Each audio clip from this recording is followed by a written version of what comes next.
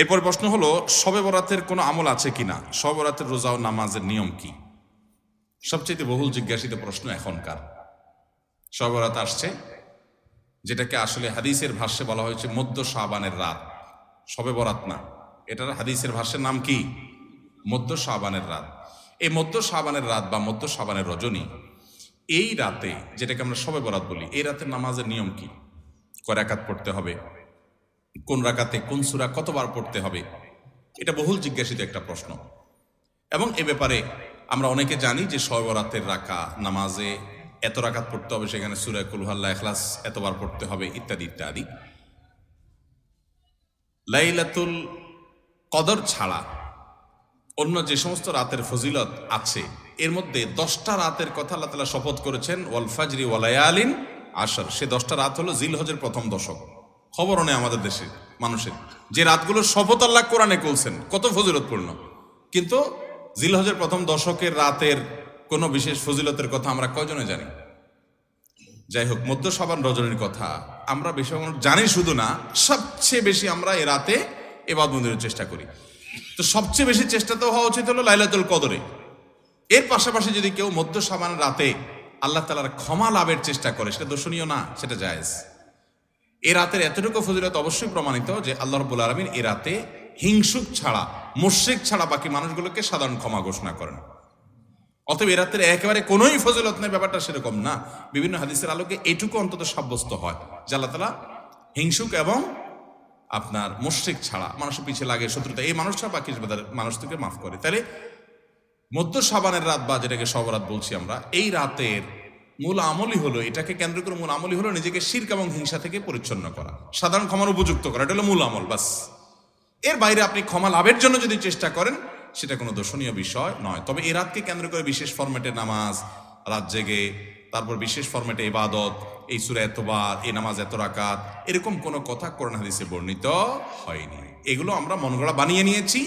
এবং যদি এরকম কোনো ফরম্যাট আমরা ঠিক করে নিয়ে সেভাবে ইবাদত করাটাকে আমরা এ রাতের আমল, শরিয়া সিদ্ধ আমল মনে করি বা সুন্নাহ আমল মনে করি বা কোন নির্দিষ্ট আমল মনে করি, তো একটা বেদাতে পর্যবেসিত হবে।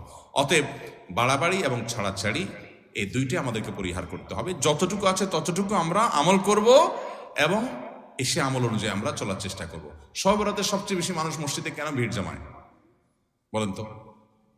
শবে কদর বেশি ফজিলতপূর্ণ না এই রাত? শবে কদর কোনো তুলনা আছে শবে কদরের সাথে কোনোটার? কিন্তু শবে কদরে কি এত মানুষ ইবাদত বন্দেগী করার চেষ্টা করে শবে বরাতে যত করে? কারণ কি? মিষ্টির জন্য বলে, খারাপ বলেন নাই। আমি ছোট থাকতে যখন মাদ্রাসায় পড়ি, লজিংয়ে ছিলাম এক বাড়িতে, আমার মনে আছে এক মসজিদে সারা রাত শবে বরাতে এরকম দোয়া দরুদ হয়েছে।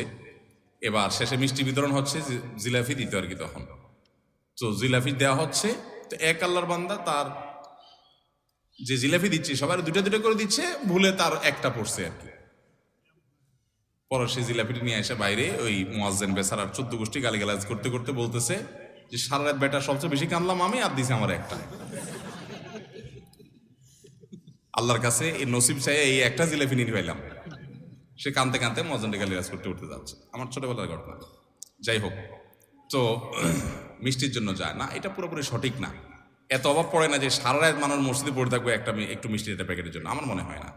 আমার যেটা মনে হয়, সবচেয়ে বেশি মানুষ এ রাতে ইবাদত বন্দেগীর চেষ্টা করে, কারণ মানুষ মনে করে এ রাতে ভাগ্য নির্ধারণ হয়। অতএব এক রাতে ইবাদত বন্দেগী করে যদি সারা বছরেরটা ফাইনাল করে ফেলতে পারি, মন্দ কি? এই হলো মূল কাহিনী। আল্লাহ তাআলা আমাদেরকে বিশুদ্ধ পদ্ধতিতে ইবাদত বন্দেগী করার তৌফিক দান করুন। তাহলে ভাইরা আমার, মধ্য শাবানের রজনীতে আমরা আল্লাহ তাআলার কাছে ক্ষমার উপযুক্ত হওয়ার জন্য, হিংসা শিরক থেকে মুক্ত হওয়ার চেষ্টা করব। ক্ষমা পাওয়ার জন্য প্রচেষ্টা আমাদের থাকবে। কিন্তু ওই যে বেদাতি পন্থায় বিশেষ ফর্মে ঠিক করে ইবাদত, নামাজ, হালুয়া রুটি খায় মানুষ। হালুয়া রুটি কেন খায়? কেন খায় হালুয়া রুটি ভাই? সারা দেশে অনেক জায়গায় এখনো এটা হালুয়া রুটি ওই দিন বানাবে মানুষ। হালুয়া রুটিটা কেন হয় বলেন তো? বলে যে নবী সাল্লাল্লাহু আলাইহি ওয়াসাল্লাম উহুদের যুদ্ধে তার দন্দান মুবারক শহীদ হয়েছে, এই জন্য উনি শক্ত খানা খাইতে পারতেন না, হালুয়া খাইতেন। এই জন্য আমরা হালুয়া খাই। আরে ভাই, নবী সাল্লাল্লাহু আলাইহি ওয়াসাল্লামের দাঁত ভাঙছে প্রথম কতটা শাবান মাসে ঘটেই না, এটা পড়ছে আরেক মাসে। আপনি এটা এই মাসে আনলেন কোত্থেকে? আচ্ছা, তারপরে যদি ধরে নেই এই মাসেই হয়েছে, তো ওনার দাঁত ভাঙছে কাদের আঘাতে? মুশরিকদের আঘাতে, তাই না? আল্লাহর দুশমনদের আঘাতে। তো কাফেরদের আঘাতে দাঁত ভাঙাতে উনি হালুয়া খাইছে বলতেছেন, যদি এটার কোনো ভিত্তি নেই, বোগাস কথা। তারপরে ধরে নিলাম, তো আপনি ভালো দাঁত নিয়ে হালুয়া খাচ্ছেন কোন শরমে? আপনার বাপের একটা শত্রু আছে, আপনাদের ফ্যামিলির একটা শত্রু আছে, সে আপনার বাপের ধরে আচ্ছা ধরে মেরে ঠ্যাং ভেঙে দিছে। আপনার বাপ বেচারা ওই ভাঙা ঠ্যাং নিয়ে একটা লাঠি নিয়ে ভর করে করে খোড়ায় খোড়ায় উনি হাঁটেন, কারণ পা ভেঙে গেছে বেচারা। আপনি আপনার বাবার ওই যে শত্রু, যে আপনার বাপের পা ভাঙছে, ওই শত্রুর সাথে আপনার বিরাট দরম বরম দোস্তি, চা দোকানে আড্ডা পাড্ডা মারেন, সব জায়গায় ঠিক আছে, কিন্তু বাড়িতে আইসা বাপের সামনে আপনি ভালো পাও নিয়া একটা লাঠি নিয়ে আপনি খোড়ায় খোড়ায় হাঁটেন। কেন? বাবার প্রতি সহমর্মিতা দেখা, যে আমার বাবার যেহেতু পা ভেঙে দিছে, এই জন্য বাবা খোঁড়া খোঁড়ায় হাঁটে, আমি এখন ভালো পাও নিয়া লাঠি নিয়ে খোঁড়ায় খোঁড়ায় হাঁটতেছি। কি বলেন? এই দৃশ্য যদি দেখে আপনার বাপে কি করবে? হাতের লাঠিটা দিয়ে বলবো, আমার পাও যা যাক, তোর আগে কয়টা বাড়ি দিবে আদম, তুই আমার ব্যাঙ্গাইতে আসছস?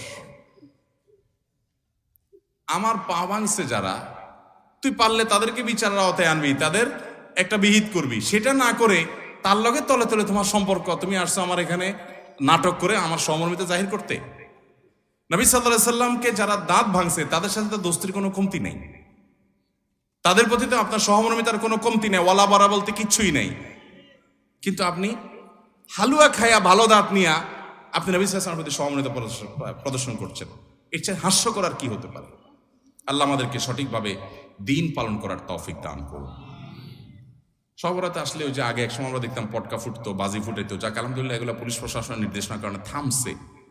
এরপরে ওই যে আতশবাজি করা, রাতে গোসল করা, অনেক তামাশা আমাদের সমাজে আছে সবরাতকে কেন্দ্র করে, শত শত বেদাতের আয়োজন এ রাতকে কেন্দ্র করে আছে। আল্লাহ আমাদেরকে এগুলো থেকে বেঁচে থাকার তৌফিক দান করুন। আমরা আল্লাহর কাছে ক্ষমা লাভের চেষ্টা করবো, আল্লাহ আমাদেরকে ক্ষমা লাভ করার, ক্ষমা পাওয়ার তৌফিক দান করুন।